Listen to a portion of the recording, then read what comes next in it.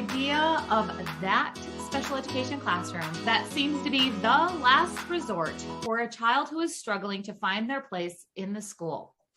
That's exactly why I've brought Sam to the Special Education Inner Circle podcast. I'm your host, Catherine Witcher, and we're going to tackle some of the tough topics that come around that special education classroom that feels like the last resort. So Sam, thank you for being here today. Yeah, thank you for having me. I'm so excited. Yeah, this is going to be a great conversation. So tell us, what's your role at the IEP table? Absolutely. I have been a special education teacher for 7 years now. I've worked primarily in the self-contained setting, specifically with students with emotional and behavioral disorders. So that's kind of my specialty. I will be transitioning into a new role as a behavioral consultant for my corporation this coming year. So I'm very excited about that transition. IEPs are my thing. I know a lot of people dread them. A lot of people don't like writing them. And, there's just something about putting together the supports and programming for kids that really comes to light when we all sit at a table and we all talk about what's best for that student and really put it into that one workable document. I am in love with that kind of description from the inside of that. If anybody gets emails from me, when I'm talking about IEPs, I always sign it with hope and determination always. Yes. And like, that's what I'm hearing. I'm like, yes, like you're hopeful and you're determined and there's opportunities. But your classroom, when we first met, you were like, my classroom's kind of like the last resort. And I was like, yes, like I knew exactly what you were talking about when you said that, because there's a perception of this last resort classroom. So describe a little bit to somebody what that might mean. Yeah, absolutely. I feel like we get so many students who their needs are really diverse. Their behaviors are extreme, and we really come to a point and we ask ourselves, what are we doing? Where are we going with the student? What is best for this student? And when we talk about that self-contained placement, honestly, that's a really good support for a lot of students. However, it is really viewed as a here's the last resort kind of mentality. And I feel like for our program and our classroom, we really wanted to put a spin with parents and put a spin with the team that this isn't a last resort, that we can really look at this as a fresh start. I think when we look at those self-contained placement supports, we can really, really hone in on what that student needs, what supports look like, really focus on those relationships with that student, but then how can we transition those supports out into that general education environment? Because ultimately, when we talk about those self-contained placements, we always want to move kids back out into that least restrictive environment where they're the most successful. And so I really felt that it was my job to educate parents that this is not the last resort. This is not the end. This is a new start. It's a fresh beginning where we can figure out what works for your child and really get them to be successful and really, maximize their potential. Yeah. And a lot of times, you brought up the term least restrictive environment. I love it. We love to get a little nerdy with all of our jargon around here. So everybody, least restrictive environment, LRE, right? So we talk about this, in a way that general education would be less restrictive and self-contained classroom would be more restrictive. But there's many times that a self-contained room gives more freedom, gives more independence. It is the least restrictive because the child can learn this independence at a whole different level without maybe some of the things that weren't going so good when we were, had a classroom at 30 kids and things couldn't be individualized. So I love that you say it's not the last resort. It's a fresh start. It's not a dead end. I know something else that, is close to your heart is this concept of relationships with children. So let's just go there. Let's go there because there's a lot of things like you scroll Instagram and everywhere, everybody's like relationships first, all the other things that we think about school, that needs to come second. So bring it. Absolutely. I feel like I'm going to debunk the relationship stigma right now. And, being a self-contained teacher and really working specifically with students with the behavioral disorders, we know relationships are key for them. We know relationships empower students. When we think about a lot of our students who come from diverse backgrounds and specifically trauma, I mean, what the data tells us is that the more positive people we put in a child's life, the more likely they're going to develop resilience, and really kind of not overcome the trauma, but be able to kind of work through that. I think what has become skewed is that we are using a relationship as a form of classroom management. And I really think they can coincide together. And we don't have to keep them mutually exclusive from each other. And unfortunately, I feel like that's kind of what's been brought about, is that we can't have management without relationships. But that's just really not true. We can have both of those. And building relationships with students is not a classroom management strategy. And it's really, really important that we have both of those in our classrooms. And I hope educators, feel empowered that I can have a management strategy in my classroom. I can hold high expectations for my students, but I can still have that positive relationship with them that they need. I can picture right now that somebody who's listening to this, they're in their car, they're in their classroom, it's a parent or a teacher, and they're thinking, I've done all the things that they told me to do. I did the positive relationship things. I had lunch with my child or with my student. I've gone the extra to make sure I had these deep conversations. I've made sure we've had preferred activities. This just isn't working. And I want that person to know that there's more options, that it's not that either or. Exactly what you're saying. Like, I love that, because I'm seeing so many people just feel defeated because they're focused on the relationship and things still aren't going well. It's because there's another piece. Right. Absolutely. I think when we think about building those relationships with students, sometimes then we often forget about ourselves as teachers. And really, we as teachers are really that important aspect and that important piece in keeping the classroom flowing. Yes, we can build relationships. Yes, we want what's best for students, but we also really have to reflect on ourselves. What relationship am I having with myself to keep going in this environment, or to, keep being the best for my students? And I think, in where we are in the political fields of education, that's really important right now for educators. We're burnout, we're tired, the standards are increasing, the expectations are there, but at some point we really have to reflect. I can be so much for my students, but I also have to be so much for myself as well. So how do you convince yourself as a teacher that, like, today I did good enough? I need to go, I need to set this boundary. I know you say something to the effect of that you have to give them your best and not what's left, but that requires boundaries. And then boundaries is one of those words that people hear and they're just like, it kind of feels like self-care. Like, seriously, like I say all the time, bubble baths don't fix IEPs, kind of thing. So, but you're talking about this in a different way. Like, what is some, like, a practical, like, you're just like, it's the end of the day, but you have to convince yourself I did okay. Yeah. As teachers, we are our biggest critic. I say educators are one of the best known professions of individuals who care so heartedly about students. However, we are our biggest critic. And that's problematic for a lot of us, because that's when we get into that mindset of, oh, you know what, I haven't done what I needed today for this student, or, well, I didn't, get to this part of the lesson, or this really didn't go as I planned.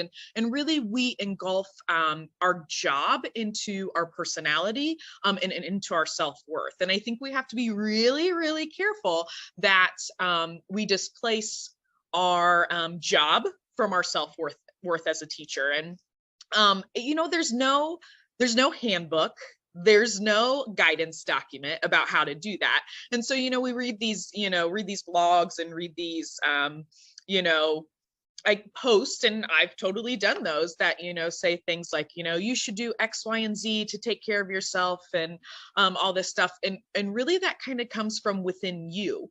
You have to be okay with what you've given to your students. You have to be okay with the job you've left at the door. I think it's really hard because a lot of us carry our jobs home with us. And that was the biggest struggle when I first came into teaching, was I was carrying my job home. I was carrying the traumas these kids had. It was really affecting my mental health, my emotional levels, and that was really kind of pouring back into the classroom. There's no strategy. There's no X, Y, and Z answer for how to, create those healthy boundaries. But we as educators can say that they're just really important, that you really find a way to kind of disconnect from your job, and determine that, you are different from being a teacher. You are also a person first. That speaks volumes too to our special education parents who are listening. And I know that they're identifying as, I am, my child's parent, and I'm a special needs parent, and it's all the IEPs and all the doctors and all the things, and they lose themselves in that role with that extra label of, special education, special needs, disability, whatever's going on in their family. And it is so important to disconnect, and to everybody who thinks that we all have it figured out, the ones of us that talk about it, or we look like we have it all together on the outside. It's a conscious decision every day, and it can be a struggle on more days than others to make that happen. Yeah, absolutely. One practical strategies I think I picked up and I continue to do to this day is every day I end my day and I say, we reflect with the team, our whole team, and, what are two positives that happened today? What were really influential pieces or parts of the day? And what is something that we can improve on? And I think outweighing what are those positives over things that we can improve on is really a mindset that we need to have as not only special educators, but any sort of educator, but also parents as well. We have to give the best of us, whenever we're coming into this job every day. Absolutely. So for me, when I'm transitioning out of work mode into, life mode, life outside of work mode, I have to have a transition activity for myself. Like, we use that term all the time for students, but it's really helpful. So I have my planner, and I have figured out that if I put my top 3 things that I need to get done the next day, and I do this brain dump, and it's out of my head and onto paper, I can then close the planner and move on. But if it's constantly swirling in my head of all these things that need to happen, because the end of the day can get rushed. The end of the day, you're like, I've got these loose ends. What if I just work for another hour or 2 hours or 3 hours? What if I just spend, for the parents who are doing the research, what if I just spend 15 more minutes on Google? What if I just call one more? What if I just jump into one Facebook group? At some point you have to, get it out of your head. And for me, that's writing it down with a physical pen and paper into my planner and saying, and I'm going to do this tomorrow. It's not over. I'm not done. It can continue, but not right now. Yeah, absolutely. And that's just really hard for us. I mean, that's really switching the mentality. And I think a lot of teachers then kind of feel that guilt, that they're not, and that's kind of where that guilt piece in. I'm not doing enough. I should be working. I should be doing X, Y, and Z this evening. And we really have to be mindful about how we can take that guilt away from us and really be okay with what we're giving students, and what we're giving our classroom, or what we're giving our school. Because when we don't do those things, we don't set those healthy boundaries. This is why we're losing teachers to the profession, unfortunately. And we're just going to continue to spiral down something like that. I hear you. For everybody who nodded their head and went, yes, yes, yes, yes. I want to encourage you to actually send me a message. We've got something that is brewing behind the scenes that at the time that this is being published, I can't even announce it yet with that. But if you are struggling to stay in the profession, if you are a teacher who is struggling to stay in the profession, if you are an administrator, a therapist, somebody who's on the school IEP team, that school part, and you're just like, I don't know if I can do this. My heart wants to, but I don't think that I can. I want you to send me a message and say, I heard that podcast. You told me to reach out. Please do that. So on that note, we got one other thing that I want to make sure that we talk about. And letting go is not a failure. Tell me what your thoughts are on that. Absolutely. I mean, when I think of this, I really think of 2 concepts. Concept 1, a lot of times when we get students who come to programs, we get students who we're just not meeting their needs in a certain environment, or a certain placement. we have to be okay with letting go of that student. And for so many of us, these students are our world. And so when we feel that they're moving on to something else, moving on to a different placement, moving on to a different environment, we feel that it's a direct reflection on us, that it's a failure on us. Letting go is not a failure. And for many of our students, letting them go means they're moving on to a different environment, a set of supports, a different placement that can better meet their needs, which is ultimately our number one goal for the student. How can we make them the most successful? And also in regards of letting go, we as teachers have to let go. We know we've talked about this, but we have to be okay with the job we've done each day. We have to reflect and be okay that I've given my all, I've given my best. It might not be 100%, it might not be 80%, but that's okay, and let go of that. Yeah, I think that's a great thing to keep in mind. And I'm trying to remember it myself. Quite often I have to do that whole like, come on, your 100% on one day, might be equal to 80% the next day, but that was your 100% for that day. There's other factors that are happening. It's a continuous, there's no, this is 100% and I can do this day after day after day, because life is ever changing. Our role is ever changing. The demands are ever changing, which means that what 100% looks like is ever changing. It's not less, it's different. Yeah. So, all right, let's give some positive reinforcement to our teachers and our parents who are now, looking at their placement decision that they made may not have been the best decision, and they've struggled, they've tried, they've had 99 IEP meetings, they've adjusted the accommodations, the modifications, they tried more IEP goals, less IEP goals, more relationships, less time. I mean, like so many different things. And the bottom line is it's time for a change. And everybody is feeling some level of devastation. It's hard. What do you say to that, to the parent and the teacher who are just like, it's time and we don't like it, but it's time? Absolutely. I feel for so many people that the concept of education is really ingrained in their head that, I'm in a classroom, I'm sitting at my desk, I'm engaging in the lesson, completing the work. And really there's kind of this stigma of what education looks like. And I think to be successful in allowing parents or allowing, other educators to see how education can look differently is showing them that. How can we show that these parents that this is kind of what this kind of education or this environment might work best for this student? I think if we start to change that stigma of what classrooms look like and how it doesn't have to be a typical classroom or it doesn't have to be a typical environment for a kid to be successful or feel successful, I think people will start to be okay with that. And I think that comes from people advocating, special educators advocating that, we can do this in our environments. It doesn't have to look typical. And your child still has a chance to, move back into that general education placement or move back to wherever they need. And so I really feel like a lot of it is changing that stigma. There's been such a stigma for, 30, 40 years about what special education looks like.